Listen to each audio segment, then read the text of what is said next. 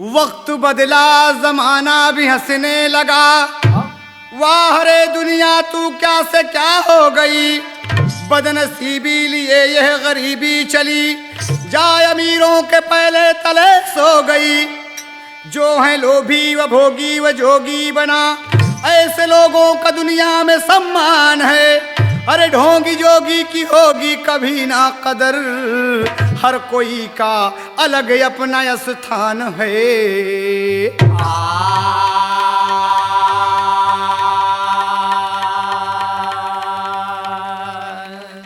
ध्यान दे बाबूजी, आज इंसान इंसानियत खो दिया, आज इंसान इंसानियत खो दिया, आज इंसान इंसानियत खो दिया। सिर्फ झूठी कहानी जमाने में है, आज इंसान इंसानियत खो दिया, आज इंसान इंसानियत खो दिया। सिर्फ झूठी कहानी जमाने में है, आज इंसान इंसानियत खो दिया। सिर्फ झूठी कहानी जमाने में है, आज इंसान आज इंसान इंसानियत खो दिया। सिर्फ झूठी कहानी जमाने में है, गैर तो गैर है फर्क पड़ता नहीं, गैर तो गैर है फर्क पड़ता नहीं, गैर तो गैर है फर्क पड़ता नहीं। लेकिन अपने तूफानी जमाने में है, गैर तो गैर है फर्क पड़ता नहीं, गैर तो गैर है फर्क पड़ता नहीं। लेकिन अगले तूफानी जमाने में है, गैर तो गैर है फर्क पड़ता नहीं। लेकिन ऐसे तूफानी जमाने में है, गैर तो गैर है।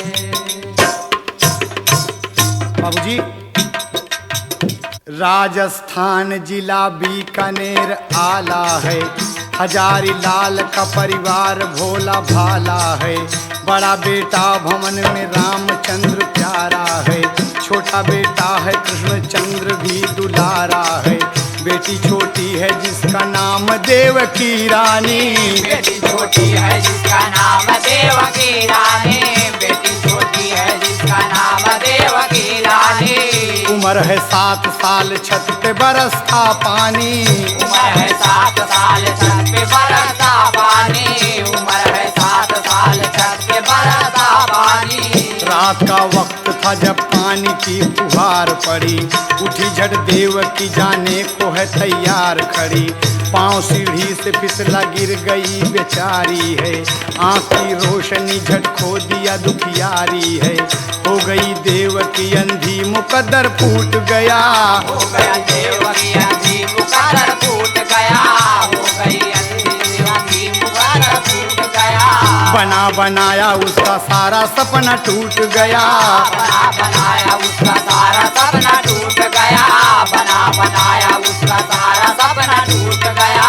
कहा डॉक्टर ने दोबारा जब ऐसी चोट लगे, शायद मिल जाए रोशनी फिर इसकी भाग जगे। अकेले उसको आने जाने में पाबंदी है, सभी कहते हैं हजारी की बेटी अंधी है। सभी कहते हैं हजारी की बेटी अंधी है, सभी कहते हैं हजारी की बेटी अंधी है। छत पर देवकी सो रही है। माँ तो बचपन में मर गई, लेकिन पिता हैं, 2 भाई हैं, रामचंद्र कृष्णचंद्र। छोटी है, सो रही है। पानी की फुहार पड़ी, बरसात का वक्त था, पाँव सीढ़ी से फिसला और गिर गई। डॉक्टर के यहाँ पहुँचती है, आँख की रोशनी खो गई। देवकी अंधी हो गई, लाचार हो गई छोटी सी उम्र में। और धीरे धीरे लोग कहते हैं हजारी की बेटी अंधी है, रामकृष्ण की बहन अंधी है। बड़ा शर्म महसूस करती है। पिताजी को बड़ी चिंता हुई कि मेरी बेटी है, बेटा होता तो कोई बात नहीं है, बेटी है, मैं क्या करूं भगवान। लेकिन वक्त गुजरता गया दोस्त। कहना है, चांद सा मुखड़ा उसका खिला है, 16-17 का सावन बिता के। चाँद सा मुखड़ा उसका खिला है, 16-17 का सावन बिता के। देवकी अब सयानी हुई है, सोच छाई है दिल में पिता के। देवकी अब सयानी हुई है, सोच छाई है दिल में पिता के। आए रिश्ते बहुत लेकिन बेकार सब, आए रिश्ते बहुत लेकिन बेकार सब, आए रिश्ते बहुत लेकिन बेकार सब। खूबसूरत जवानी जमाने में है, आए रिश्ते बहुत लेकिन बेकार सब, आए रिश्ते बहुत लेकिन बेकार सब। खूबसूरत जवानी जमाने में है, आए रिश्ते बहुत लेकिन बेकार सब। खूबसूरत जवानी जमाने में है, आए रिश्ते बहुत। बाबूजी गौर करने की बात है। इसी बीच दोनों बेटों की शादी हो गई। दोनों बहुएं घर में आईं, रहने लगी प्रेम से। अंधी देवकी से दोनों भाभियां धीरे धीरे जलने लगी। कुछ काम होता है, देवकी तू हरामखोर यहाँ बैठी है, अरे बर्तन धो, दरवाजा बाहर। लेकिन अंधी बेचारी क्या करे, आज 16-17 साल की उम्र उस बेटी की। पिताजी खोज में हैं कि कहीं कोई लड़का मिल जाए। अब किसी लूले लंगड़े के साथ तो बांधना नहीं है, कोई रिश्ता नहीं मिलता, परेशान हैं। दोनों बहुएं अपने पति देव पर हावी हैं और कहती हैं, एक दिन क्या कहती, तार्ज है मास्टर, तार्ज फिल्म दगाबाज बलमा। डाक डलली न हम चोरी कैली न हम, डाक डलली न हम चोरी कैली न हम, प्यार कैली तो डर कौन बात का। प्यार कैली तो डर कौन बात का, प्यार कैली तो डर कौन बात का। डाक डलली न हम चोरी कैली न हम, डाक डलली न हम चोरी कैली न हम, प्यार कैली तो डर कौन बात का। ओ प्यार कैली तो डर कौन बात का। ये तो ओरिजिनल है, लेकिन हमार देखा दोनों औरतें अपने अपने पति से क्या कहती हैं कि सुना हमारा एक बात मान लिया। कहीं क्या बात है भाई बताओ, बड़े प्यार से कहीं सुना तो बताई, कहीं बोला ना। कहें तोहरी अंधी बहन, तोहरी अंधी बहन अब न बनी है दुल्हन, अब न बनी है दुल्हन, एक दैदा बलम कौनो जात का। एक दैदा बलम कौनो जात का, एक दैदा बलम कौनो जात का। तोरी अंधी बहन अब न बनी है दुल्हन, तोरी अंधी बहन अब न बनी है दुल्हन, एक दैदा बलम कौनो जात का, एक दैदा बलम कौनो जात का। भोग अभिशाप होए देखना पाप होए, देखना पाप है, पाप से कही के निपटावा बात का। पाप से कह के निपटावा बात का, पाप से कह के निपटावा बात का। हो गया अभिशाप है देखना पाप है, हो गया अभिशाप है देखना पाप है, पाप से कह के निपटावा बात का, पाप से कह के निपटावा बात का। लग रहा है और क्या कहते हैं, अनहरी छीन ले बा हमारी अजदिया बलम, अनहरी छीन ले बा हमारी अजदिया बलम, अनहरी छीन ले बा हमारी अजदिया बलम। कहल नैहर में, कहल नैहर में अनहरी नदिया बलम, काल नैहर में अनहरी नदिया बलम, काल नैहर में अनहरी नदिया बलम। सुन ल हमारी जिक्र, हाय हाय कितनी खतरनाक बात की औरत बोलत है। अरे ये औरत तो ये आरामखोर सापिन है, धिक्कार है ऐसे बहुओं पर। सुन ल हमारी जिक्र एक दैदा जहर, एक दैदा जहर, वक्त अच्छा बलम आज रात का। वक्त अच्छा बलम आज रात का, वक्त अच्छा बलम आज रात का। सुन ल हमारी जिक्र एक दैदा जहर, सुन ल हमारी जिक्र एक दैदा जहर, वक्त अच्छा बलम आज रात का, वक्त अच्छा बलम आज रात का। बाबूजी, रामचंद्र कृष्णचंद्र ये बात सुनकर कि हरामखोर औरत, मेरी अंधी बहन के बारे में ऐसी बात सोचना धिक्कार है तुम्हें। तुम औरत नहीं हो, नागन हो। कहा सुने, आप जब तक इसको घर से नहीं भगाएंगे, नहीं निकालेंगे, हम आपके घर नहीं रहेंगे। और बाबूजी इस जहर वाली बात देवकी लोटा में पानी लेके आवत रही और सुन लिया। और सुन लिया तो लगी रोवे और का कहा था, ए भौजी, अरे हमार भाभी, हमार महतारी मर गई, तू तो हमारे महतारी के समान हो। और सुना भौजी, भैया तू सुन ला, हम तो देखत ना है, लेकिन सुना हमार बात। अब का कहते टेरी का भाव देना पड़ा कभी को। ए भौजी, अरे सेनुरवा हम ना मंगबे कबहू, सेनुरवा हम ना मंगबे कबहू, अरे नैहरे रह द हमके ना चाही ससुरवा, सेनुरवा हम ना मंगबे कबहू। नैहरे रह द हमके ना चाही ससुरवा, सेनुरवा हम ना मंगबे कबहू। नैहरे रह द हमके ना चाही ससुरवा, सेनुरवा हम ना मंगबे कबहू।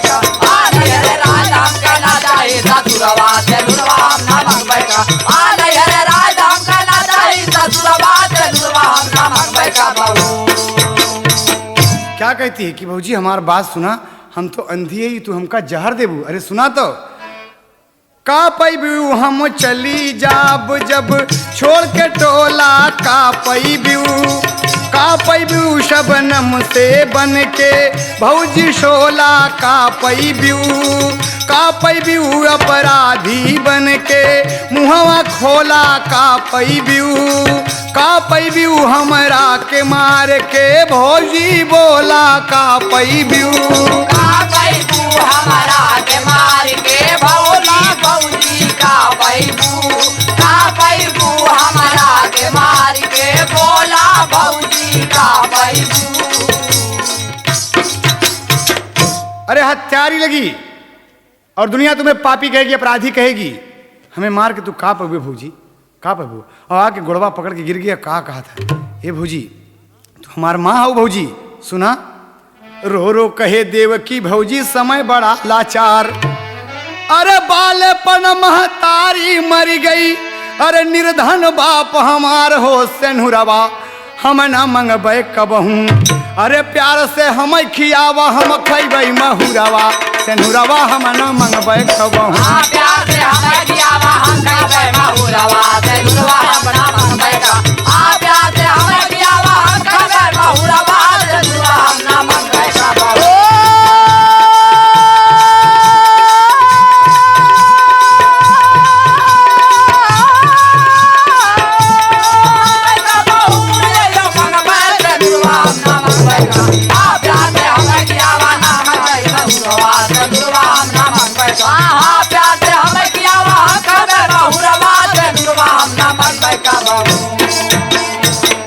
अरे भौजी तू चोरी चोरी हमके जहर देबू, अरे अधूरे दो, खुले आम दो जहर भौजी, मैं हम खाप, हम मर जाब। बा भौजी तो का हम महतारी समान मानी, तो हमके हमरी हत्या के बाद सोचे थू, धिक्कार है भौजी। रोवत की देवकी चली जा रही है। कृष्णचंद्र कहा देवकी तुम रो नहीं। हजाई लाल को पता लगी पिताजी को, बरस पड़े अपने बहुओं पर, खबरदार जो मैं रहते हुए मेरी बेटियों के बारे में, मेरी बेटी के बारे में कोई गलत बात अगर सोचा तो अंजाम अच्छा नहीं होगा। बेटे भी बहुत समझाए और उसी दिन इत्तेफाक से हजाई लाल की बहन का लड़का गोपाल जोधपुर से आ गया। जोधपुर से आया तो अपने मामा से कहता है कि मामा जी हम तो आए हैं, देवकी के लिए हमने एक लड़का देखा है, शायद पसंद आ जाए और माँ ने कहा कि देवकी को साथ में लेते आइएगा। अगर आप लोग बुरा ना माने तो मैं देवकी को अपने साथ ले जाऊँ। कहा हाँ हाँ हाँ भौजाइए, तो और जल्दी जल्दी बोल गए कि हाँ हाँ लिया जा भैया लिया जा। और बाबूजी सुबह जब हुई तो देवकी जाने के लिए तैयार हो गई। एक जोड़ा कपड़ा पिताजी दे दिए, छोटा सा हाथ में बैग ले लिया। अंधी खूबसूरत है बाबूजी, बहुत खूबसूरत है।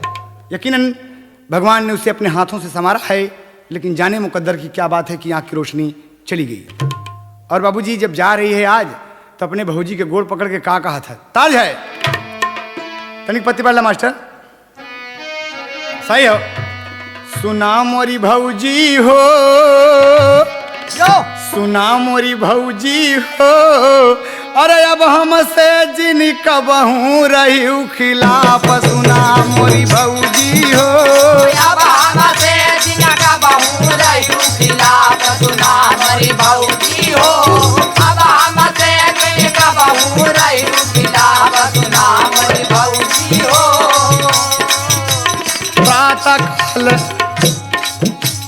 प्रातः काल गोपाल के साथे चली जई संग छूटे। ननद और भौजाई वाला नाता कबहू ना टूटे। सुना मोरी भौजी हो,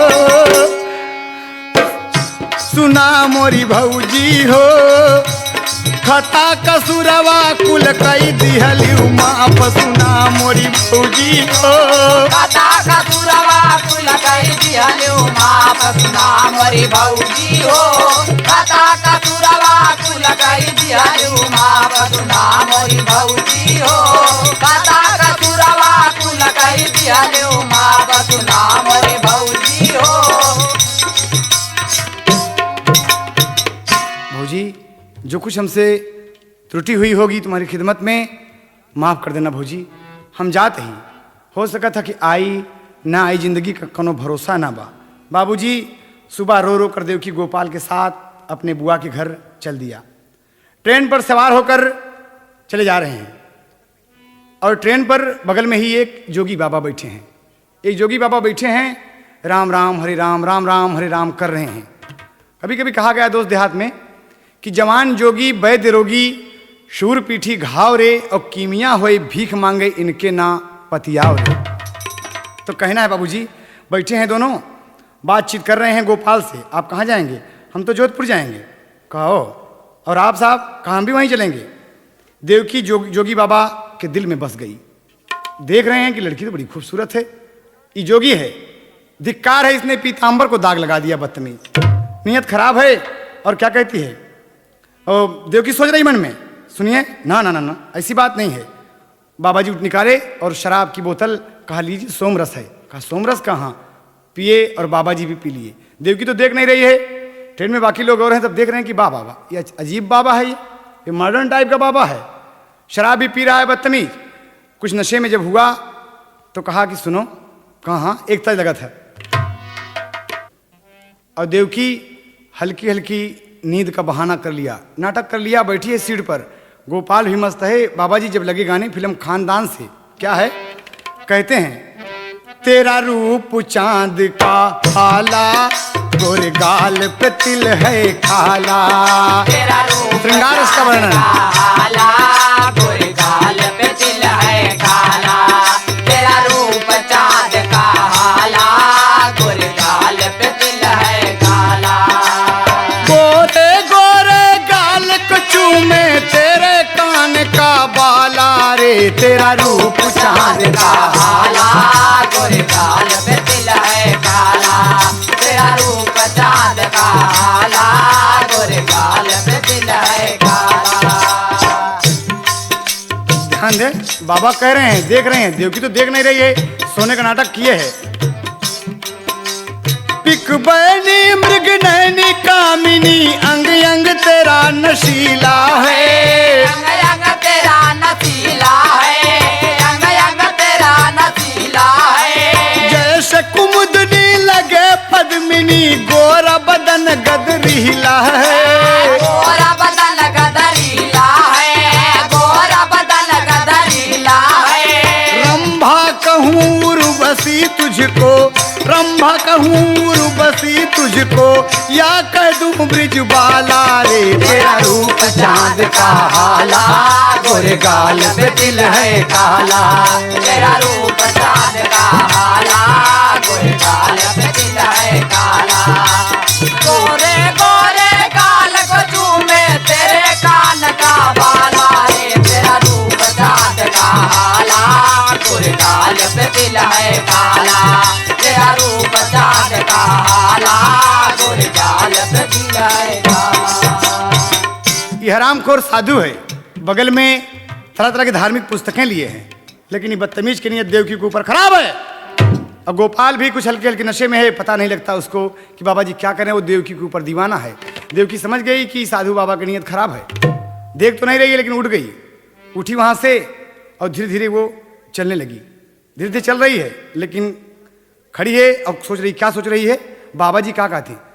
गोपाल कहता कि ये बाबा जी आप तो अच्छा गाना गा लेते हैं। कहा बहुत अच्छा गाते थे, लेकिन जब से हमारी पत्नी मर गई तब से हम जोगी हो गए भैया, नहीं तो गाना तो बहुत अच्छा गा रहे। कहें अच्छा, कहें हाँ, कहें अब कोनो शादी के चक्कर में हम हैं, लेकिन का बताई बहुत कुछ पैसा कौड़ी दे के चक्कर में, लेकिन कोनो ब्याह नहीं करत हमसे। कहे ये बात कहें हाँ, गोपाल नशे में है बाबूजी। अखित लगा था मास्टर, चौथा से ले ला। रुपया देब 10,000 एकलू गाई के तरे, रुपया देब 10,000 एकलू गाई के तरे। रुपया देब 10,000 एकलू गाई के तरे। एकलू गाई के तरे, एकलू गाई के तरे, रुपया देब 10,000 एकलू गाई के तरे। रुपया देब 10,000 एकलू गाई के तरे। तोहरे अगर निगाह में कोनो लड़की होई बतावा, तोरे अगर निगाह में कोनो लड़की होई बतावा। तोरे अगर निगाह में कोनो लड़की होई बतावा। गहना खर्चा सब हम देब, शादी मोर करावा हमसे, प्रीतिया लगावा सगे भाई के तरे। हमसे प्रीतिया लगावा सगे भाई के तरे। हमसे प्रीतिया लगावा सगे भाई के तरे। सगे भाई के तरे, सगे भाई के तरे। हमसे प्रीतिया लगावा सगे भाई के तरे। हमसे प्रीतिया लगावा सगे भाई के तरे। अरे हम 10,000 रुपया दे, पहली पत्नी मर गई, बैराग ले लिया भैया, कहूँ से तोरे लड़की निगाह में अगर कौन लड़की हो तो बतावा ना। अरे गोपाल जो हल्की हल्की नशा में है, क्या कह रहा है, देवकी खड़ी है और सुन रही है। हाय हाय हाय, सही हो। नियत बदल गई बहन के ऊपर बोल पड़ा गोपाल। नियत बदल गई बहन के ऊपर बोल पड़ा गोपाल। नियत बदल गई बहन के ऊपर बोल पड़ा गोपाल। बहन देवकी अंधी हमारी, बाबा क्या बा ख्याल माल, हमके कुल दैदा अगुआई के तरे। हमके कुल दैदा अगुआई के तरे। माल हमके कुल दैदा अगुआई के तरे।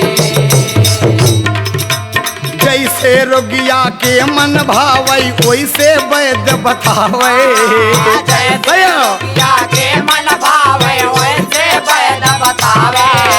जैसे रोगिया के मन भावे वैसे वैद्य बतावे। देवकी का दिल धक धक धड़के, दुखिया मन पछतावे, हमका बेच दे पापी लई जवाई के तरे। हमका बेच दे पापी ले जवाई के तरे। हमका बेच दे पापी ले जवाई के तरे। ले जवाई के तरे, ले जवाई के तरे। हमका बेच दे पापी ले जवाई के तरे। हमका बेच दे पापी ले जवाई के तरे। अरे बाप रे, देवकी समझ गई कि हरामखोर हमका बेच देगी। अरे ये तो अपने घर हमका लिवा याद रहा, लेकिन पैसा पे हमको बेच देगा। देवकी उठी बहाना करके बाबूजी और चल दिया टॉयलेट की तरफ। लघुशंका के लिए जाती है और कुछ दूर जाने पर स्टेशन पर ट्रेन रुक गई और देवकी बड़े आराम से गेट पाई और प्लेटफार्म पर उतर गई। बाबूजी ट्रेन छूट गई, ट्रेन छूट गई। द्रौपदी खड़ी होकर रो रही है, खड़ी होकर रो रही है। सभी घबराए हैं, देख रहे हैं कि क्या बात है बेटी, क्या बात है। और ट्रेन जब आगे चली गई तो जब देवकी नहीं आई तो गोपाल, हाँ देवकी देवकी, जोगी बाबा भी बगल में बैठे हैं, कहाँ गई कहाँ गई। पूरे परेशान हैं, पूरे कोच में ढूंढ रहे हैं, लेकिन देवकी तो चली गई। और यहाँ जब प्लेटफार्म पे उतरती है बाबूजी, उतरती है तो वहीं पर कुछ लोग भगवान एक लिंग के दर्शन के हेतु, भगवान शिवशंकर के दर्शन के हेतु जा रहे हैं। और उससे कहा कहती कि ये बेटी तुम यहाँ आओ, यहाँ आओ मेरे पास, तुम्हारे कोई है? कहा नहीं बाबूजी कोई नहीं है, मैं अकेली हूँ, मुझे बचाओ बाबूजी। तो कुछ अच्छे लोग थे, उसे प्यार से बुलाए, आओ देवकी आओ। और देवकी आ गई थी, लेकिन क्या कहती है, पापड़ में तद लगा मास्टर, ये पत्ती बल्ला सही हो। रोवे देवकी बहे नयन से पनिया दुनिया धोखे की, रोवे देवकी बहे नयन से पनिया दुनिया धोखे की। हाय विधाता जुल्मी भयल जवनिया दुनिया धोखे की, हाय विधाता जुल्मी भयल जवनिया दुनिया धोखे की। हाय विधाता जुल्मी भयल जवनिया दुनिया धोखे की। हाय विधाता जुल्मी भयल जवनिया दुनिया धोखे की। हाय विधाता जुल्मी भयल जवनिया दुनिया धोखे की। हाय विधाता जुल्मी भयल जवनिया दुनिया धोखे की। हाय विधाता जुल्मी भयल जवनिया दुनिया धोखे की। धिक्कार है ऐसे जमाने को। हमारे माँ मर गई, बाप हैं, भाई हमार, भौजी हमार सब जहर दे जाए थे। और लोग ये दुनिया धोखे किए ना, बाबा आप सब जाएं, हम कहीं चली जाओ, हम कहीं चली जाओ।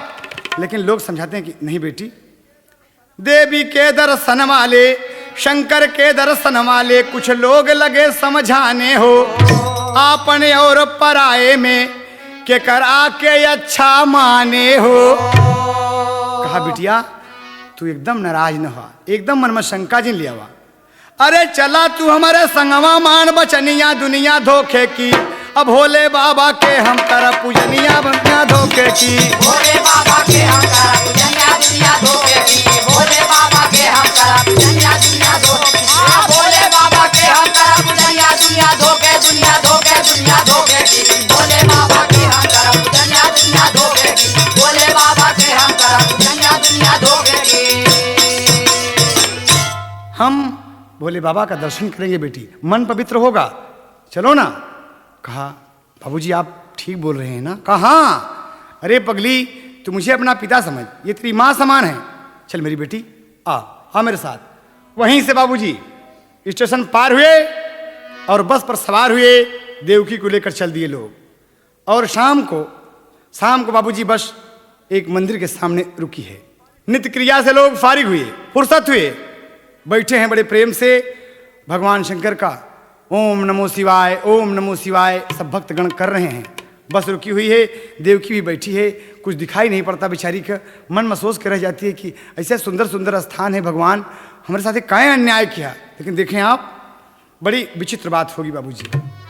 विचित्र बात यह है, आगे बढ़े, आओ बेटी चलो दर्शन करने के लिए, चलो दर्शन करने के लिए। कहा चलो माँ, चलो बाबूजी, और जा रहे हैं। ये बेटी मंदिर में दिया जगमगात बा, ये बेटी मंदिर में दिया जगमगात बा।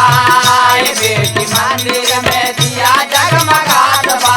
दिया जगमगात बा, दिया जगमगात बा, दिया जगमगात बा। दिया जगमगात बा। दिया जगमगात बा। दिया जगमगात बा। ये बेटी, ये बेटी, ये बेटी मंदिर में दिया जगमगात बा। ये बेटी मंदिर में दिया जगमगात बा। ये बेटी मंदिर में दिया जगमगात बा। देव की कहे हम ना देखी माँ कुछहू, देव की कहे हम ना देखी माँ कुछहू। देव की कहे हम ना देखी माँ कुछहू। देव की कहे हम ना देखी माँ कुछहू। देवकी कहे हम ना देखी माँ कुछहू, देवकी कहे हम ना देखी माँ कुछहू। मंदिर में घंटा घन घनात बा, मंदिर में घंटा घन घनात बा। ए बेटी ए बेटी ए बेटी मंदिर में दिया जगमगात बा। मंदिर में दिया जगमगात बा, ये बेटी मंदिर में दिया जगमगात बा, दिया जगमगात बा।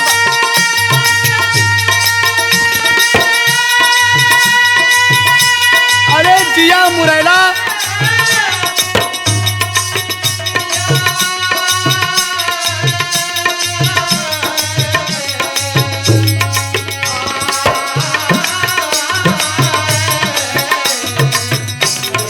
मंदिर में दिया जगमगात बा, ये बेटी मंदिर में दिया जगमगात बा। लग रहा है छोटे छोटे लोग बड़े बड़े लोग नर नारी सब चले जा रहे हैं। भोले का दर्शन किए जाके सब लोगवा, भोले का दर्शन किए जाके सब लोगवा, भोले का दर्शन किए जाके सब लोगवा। सब ही के जिया सनसनात बा, सब ही के जिया सनसनात बा। ए बेटी ए बेटी ए बेटी मंदिर में दिया जगमगात बा। ये बेटी मंदिर में दिया जगमगात बा, ये बेटी मंदिर में दिया जगमगात बा, दिया जगमगात बा, दिया जगमगात ओ दिया जगमगात बा, दिया जगमगात बा। ये बेटी मंदिर में दिया जगमगात बा, ये बेटी मंदिर में दिया जगमगात बा। ओम नमो शिवाय, ओम नमो शिवाय सभी कह रहे हैं भक्तगण। भोले बाबा का दर्शन करे सब और वापस हो रहे हैं कि भीड़ में देवकी खो गई। बाबूजी खो गई। अरे बारे विधाता, दुखिया पे दुख खो गई। लोग खोज रहे हैं, अरे वो अंधी लड़की कहाँ गई कहाँ गई। सब लोग खोज रहे हैं, पता नहीं लगा। और वो भीड़ में गिर गई बाबूजी, परेशान हो गई। कहना है उड़ान में मास्टर, अंधी बहन देवकी गिर गई, रहा भीड़ का रेला। अरे चोट लगी और धोती फट गई, बड़ा गजब का मेला हो। सनहुरवा हम न मंगबे कबहू। अरे उठाए लोग लखा बिटिया का कहूँ सहुरवा, सनहुरवा हम न मंगबे कबहू।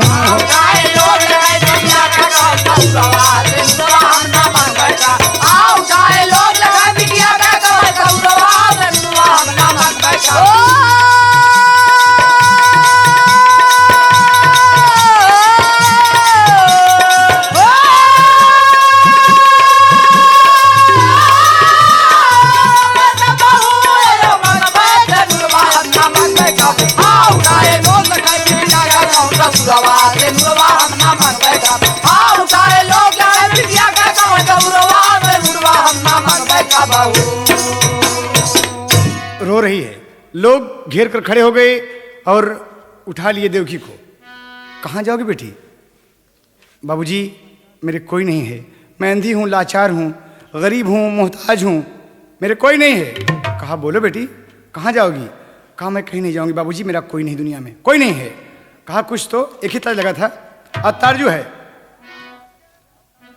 के करा के गदारे मरबा, के करा के बान, के कर प्रतिज्ञा मरबा, के कर प्रतिज्ञा मरबा, के कर मरबा दान, के कर प्रतिज्ञा मरबा, के कर मरबा दान, के कर प्रतिज्ञा मरबा, के कर मरबा दान, के कर प्रतिज्ञा मरबा, के कर मरबा दान, के कर प्रतिज्ञा मरबा।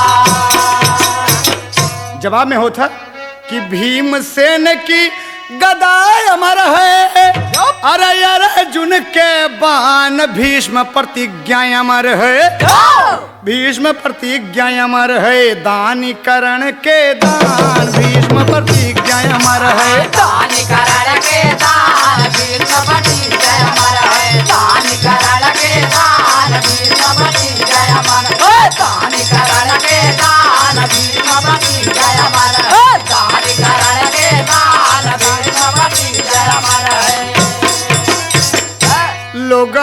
बतावई वो के अरे सुना तनी हमार कहवा तू जाबी उधेरिया कहवा तू जाबी बिटिया हमसे करा होई जहार कहवा तू जईबी बिटिया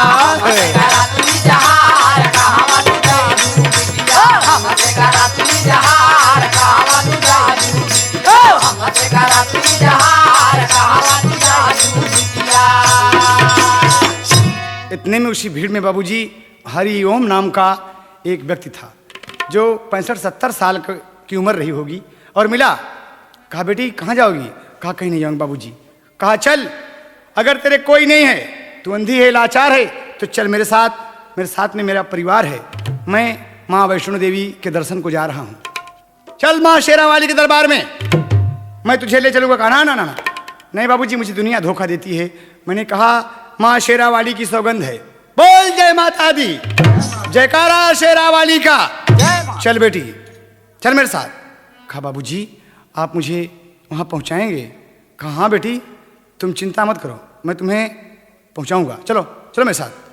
और धोती निकाल कर दिए, दूसरा कपड़ा पहन कर दो कि कहा पिताजी मुझे ले चलो माँ शेरावाली के दरबार में, मैं माँ से कहूँगी कि क्या दुनिया में मैं ही थी अंधी बनाने के लिए माँ? कहा चल बेटी चल। और जा रही है, कैसे जाती बाबूजी? ताल जगत भोजपुरी में हम मंगनवा मंगबैना, हम मंगनवा मंगबैना, माँ के करब जाई दर्शनवा, हम मंगनवा मंगबैना।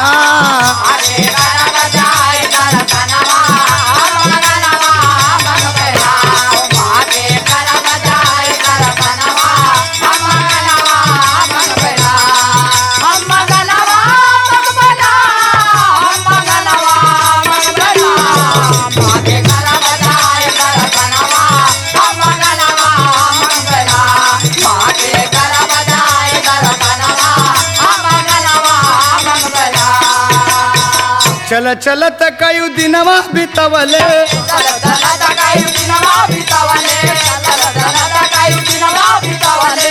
सब मंदिर में अवले ना,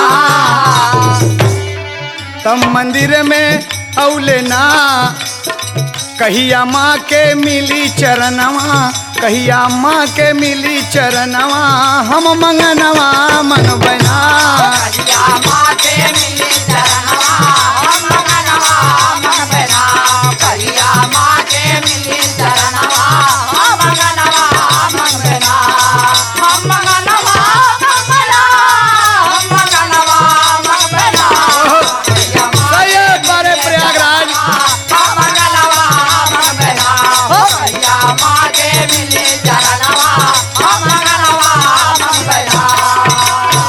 शेरावाली का हो जयकारा, जय माता दी, शेरावाली का हो जयकारा,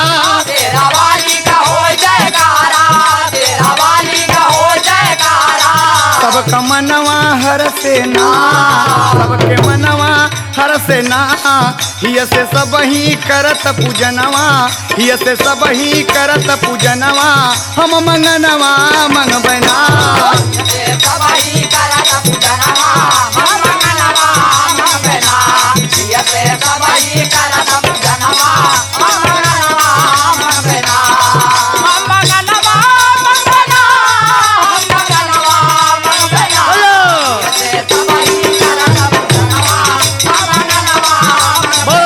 बहुत अच्छे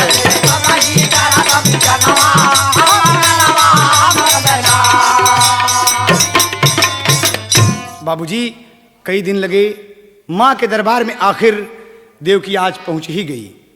कहना है बाबूजी हरि ओम बोले कि बेटी देवकी। कहाँ पिताजी? मांग, अरे मांग शेरावाली से, ये वो माँ है जिसने बड़े बड़े भिखारियों को ये राजा बना दिया है। मांग, बिना औलाद वालों को औलाद दिया है, गूंगे को इसने बैन दिया है, लंगड़े को इसने पैर दिया है, अंधे को इसने आंख दी है। मांग शेरावाली से, मांग देवकी मांग। एक प्रेरणा जगी बाबूजी। देवकी कहती कि बाबूजी माँ का मंदिर सामने है। कहा हाँ बेटी एकदम सामने है। बोल मांग मांग देवकी।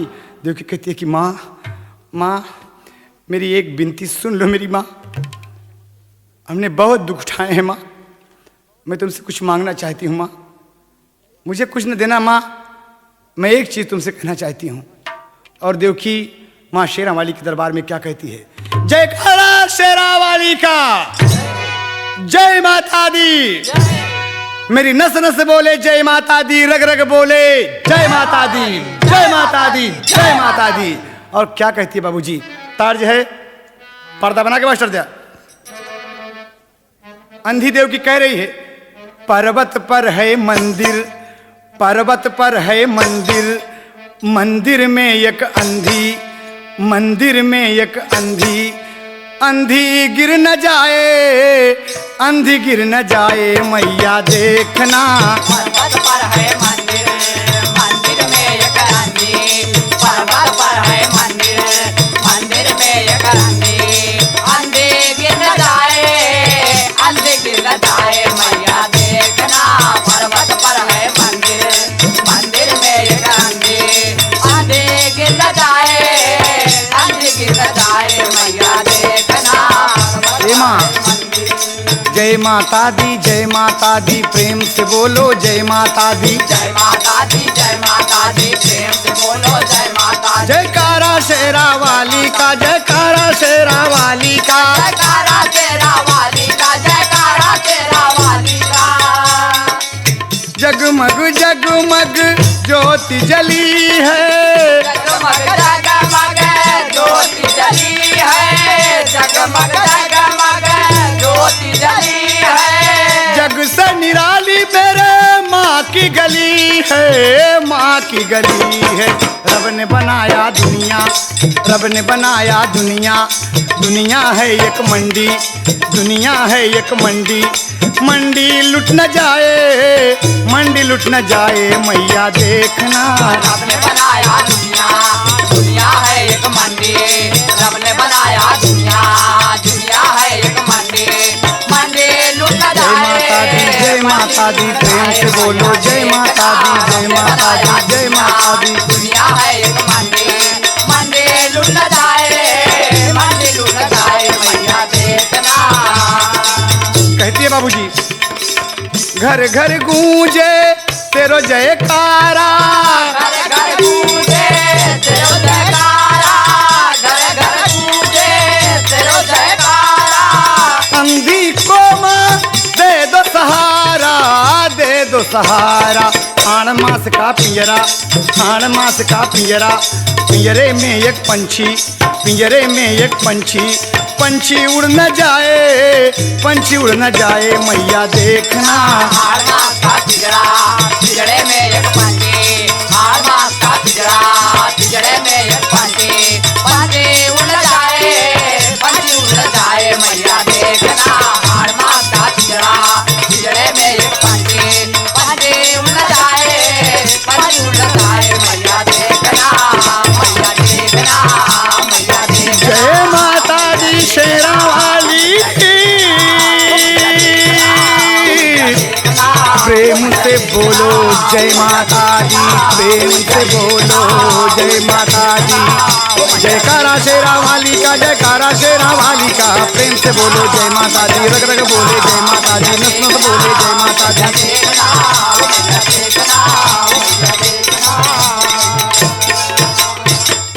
बाबूजी, माँ शेरावाली से कहती है कि माँ मुझे कुछ न चाहिए माँ, मुझे एक सहारा दे दो माँ, मैं कहाँ रहूँ मेरी माँ, तूने सबको बहुत दिया है शेरावाली, मुझे भी दे दे माँ। मैं सच्ची लगन आस्था से तेरे दरबार में उपस्थित हुई। बाबूजी क्या कहती है कि ना मांगू मैं महल अटारी तुझसे हीरा मोती। पत्ती वाला मास्टर, ना मांगू मैं महल अटारी तुझसे हीरा मोती, अरे सबको दिया है तूने बहुत, अरे दे मेरे नयन की ज्योति। सेनुरवा हम न मंगबे कबहूँ, अरे रोती बिटिया द्वारे रह जाए गरुरवा, अरे गरुरवा, अरे गरुरवा। हाँ रोती बिटिया द्वारे रह जाए गरुरवा, सेनुरवा हम न मंगबे कबहूँ। जाए गरुरवा, सेनुरवा हम न मंगबे कबहूँ।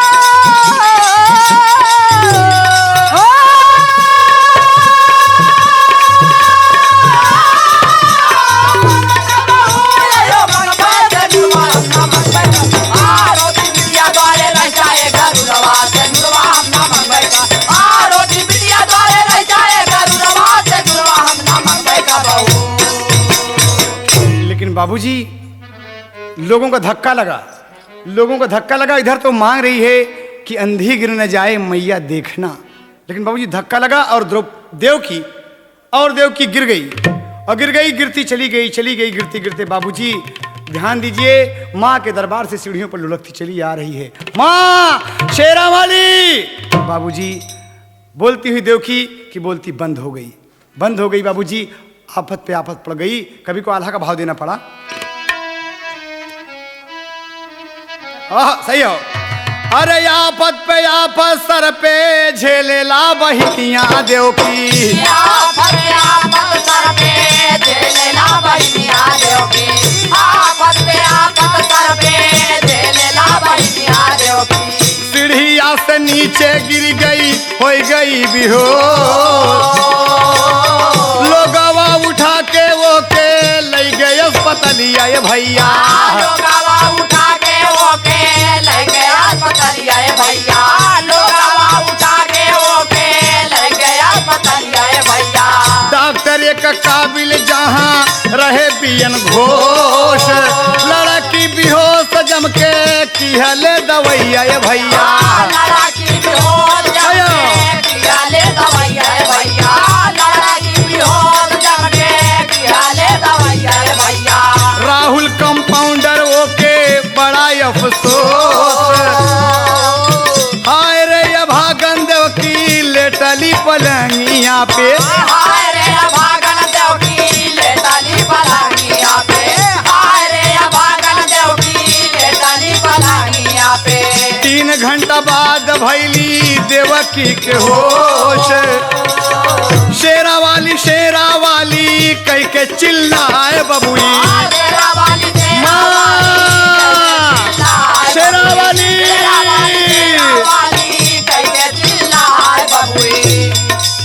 आके बड़े प्यार से बोले हैं डॉक्टर घोष, माँ के दरबार से तू गिरी गई बेहोश होई के,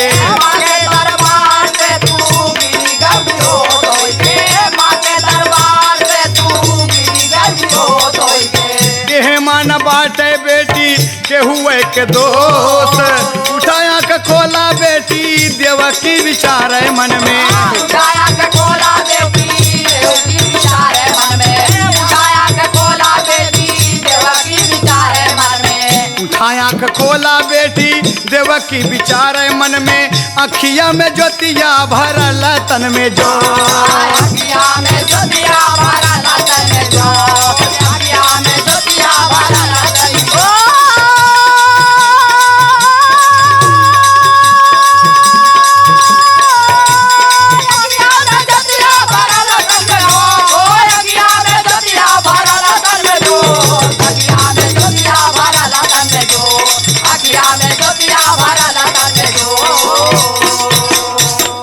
अरे बाप रे, देवकी जोर से बोली। आंख जब खोली 3 घंटा बाद उसको होश आया बाबूजी। लोग अस्पताल में ले गए हैं। डॉक्टर बीएन घोष देख रहे हैं, कंपाउंडर राहुल उनका भली भांति उसका प्राथमिक उपचार कर रहा है बाबूजी। और 3 घंटा के बाद जब देवकी को होश आई तो क्या कहती है, अरे माँ शेरा वाली, माँ माँ। डॉक्टर बोले कि बेटी, बोलो बेटी आँख खोलो, बेटी आँख खोलो।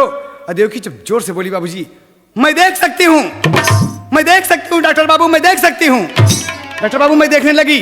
हाँ, इसका मतलब तुम अंधी थी? हाँ बाबूजी, मैं अंधी थी बाबूजी। माँ शेरावाली ने मेरी आंख दे दी बाबूजी, मुझे मेरे घर पहुँचाओ बाबूजी। कहा तुम्हारा घर कहाँ बाबूजी, तुम्हारा घर कहाँ है बेटी? कहा बाबूजी डॉक्टर बाबू मेरे कोई नहीं दुनिया में, मेरा कोई नहीं। कहा बोलो बोलो। शेरावाली ने मेरी आंख दे दी, मैं बहुत खुश हूँ। जयकारा शेरावाली का, बोलो शेरावाली की, बोलो शेरावाली की जय माता दी। माँ मेरी आंख मिल गई। लेकिन डॉक्टर बाबू क्या कहते हैं? डॉक्टर बाबू कहते हैं कि बेटी ठीक है, ठीक है, मैं तुमसे एक बात पूछना चाहता हूँ। कहरवा में तज लगा था मास्टर। कहा डॉक्टर बाबू दुनिया ने मुझे बहुत धोखा दिया है बाबूजी, मेरे अपने पराए सब मुझे धोखा दिए। हरिओम जी की कृपा थी, वो बेचारे बुजुर्ग मेरे पिता समान मुझको माँ शेरावाली के दरबार में ले गए। डॉक्टर बाबू मैं देख सकती हूँ आप कितने सुंदर हैं, आपका ये दवाखाना कितना अच्छा है, आपका कंपाउंडर सब राहुल और देवकी एक दूसरे को देख रहे हैं बाबूजी, बड़े खुश हैं। डॉक्टर बोलते हैं कि कंपाउंडर राहुल मेरा आपकी बड़ी खिदमत किया है, कहा हाँ बाबूजी, लेकिन एक बात मैं पूछता हूँ बेटी। बोलो। कहा बोले। कहें बतावा बिटिया, अरे बतावा बिटिया, अरे कहवा हुए तोरा वतनवा, बतावा बिटिया।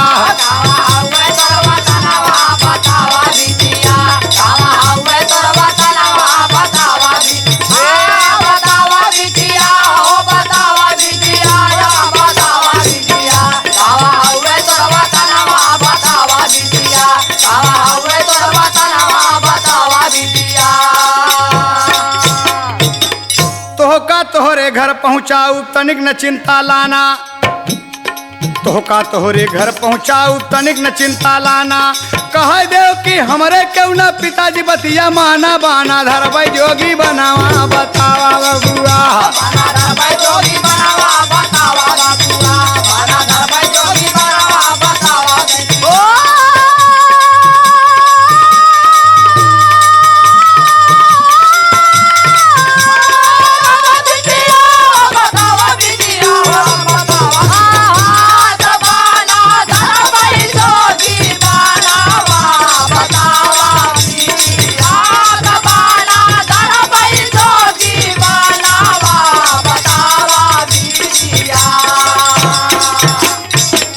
डॉक्टर घोष कह रहे हैं, बोल देव की तेरा वतन कहाँ है? कहा बाबूजी, कहा तुझे शेरावाली की कसम है, झूठ नहीं बोलना। कहा सुने बाबूजी, रामकृष्ण दो भाई भौजी पिता हजारी लाल, अरे एक साधु के हाथे बेचना चाहा जब गोपाल, अरे ट्रेन से भगली तऊने छनवा, बतावा बिटिया। बाबूजी, हम अपने बुआ के घर जा रहे थे, हमें गोपाल एक साधु के हाथ में बेचना चाहा, जोगी था। कहा बेचना चाहा तो बेटी, कहा बाबूजी मैं ट्रेन से उतर गई, ट्रेन रुकी और मैं समझ गई कि वो लोग शराब पी रहे थे। बताइए बाबूजी, साधु संत हो के शराब पीते हैं, देश की क्या दशा होगी। कहा बेटी क्या करोगी? तो धीरे रखो, तुम्हारे माँ बाप, माँ नहीं हैं बाबूजी, पिताजी हैं, हमारे बुजुर्ग हैं, भाई हैं दो, हमारी भाभियाँ हैं, मुझे जहर देना चाहती थी बाबूजी। मैं अपनी ज़िंदगी बचाकर अपने बुआ के घर जा रही थी कि रास्ते में बुआ का बेटा भी मुझे बेचना चाहा बाबूजी। नहीं बाबूजी, मैं घर नहीं जाऊंगी बाबूजी, मैं कहीं भी चली जाऊंगी। कहा बेटी एक बात सुनो। सारी बात जब सुने डॉक्टर बिटिया गले लगाए, अरे अपने पत्नी से कंपाउंडर राहुल को बुलवाए, पाए निर्धन जैसा खजनवा, बतावा बिटिया।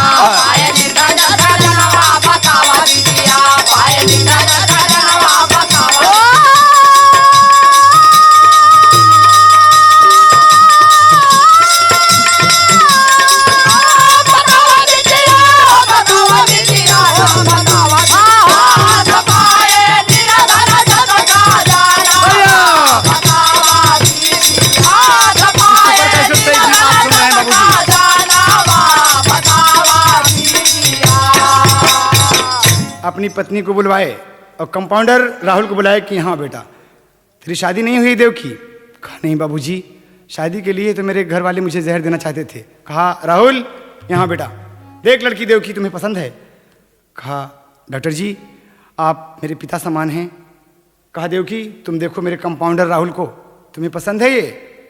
कहा बाबूजी आप मेरी ज़िंदगी देने वाले हैं, माँ शेरावाली के दरबार से मैं वापस आई, मुझे आँख मिल गई, भगवान मिल गए बाबूजी, आप जैसा भी कहेंगे, आपकी देवकी आपकी खिदमत में हाजिर है। घर वाले जोधपुर भेजकर पता लगवाए बाबूजी और सबको बुलवा के बाबूजी क्या कहते हैं डॉक्टर BN घोष जी, राहुल को आज कहा देवकी मेरी बेटी है राहुल, मैं अपनी बेटी की शादी करूंगा। और देखिए बाबूजी माँ शेरावाली की एक छोटी सी करामात कि एक अंधे को आंख मिली और कहना है बाबूजी, मारे खुशियों से शहर में मुनादी हो गई और राहुल देवकी के धूमधाम से शादी हो गई। राहुल देवकी के धूमधाम से शादी हो, राहुल देवकी के धूमधाम से शादी हो गई। पूरा परिवार बीकानेर से बुलाए, पिताजी से डॉक्टर कन्यादान करवाए। बारिश शेरावाली, अरे दूर जिंदगी के सारी बर्बादी हो गई, डॉक्टर राहुल देवकी की धूमधाम से शादी हो गई। बाबूजी, अंधी दुल्हन रही मगर फिर बनी अप्सरा रानी। जयकारा शेरा वाली कार बना दिया जिंदगानी राहुल देवकी की। अरे राहुल देवकी की घरवा में आजादी हो गई, राहुल देवकी के धूमधाम से शादी हो गई।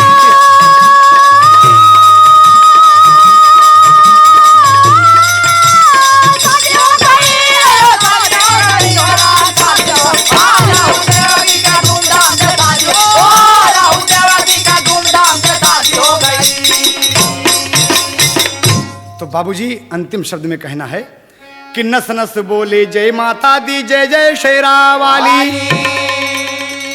गीतानंद कोई ना लौटा माँ के धाम से खाली। सेनुरवा यमन मंगबे कबहू, अरे दिहले रामधार कवि हैदर के सहुरवा। सेनुरवा यमन मंगबे कबहू।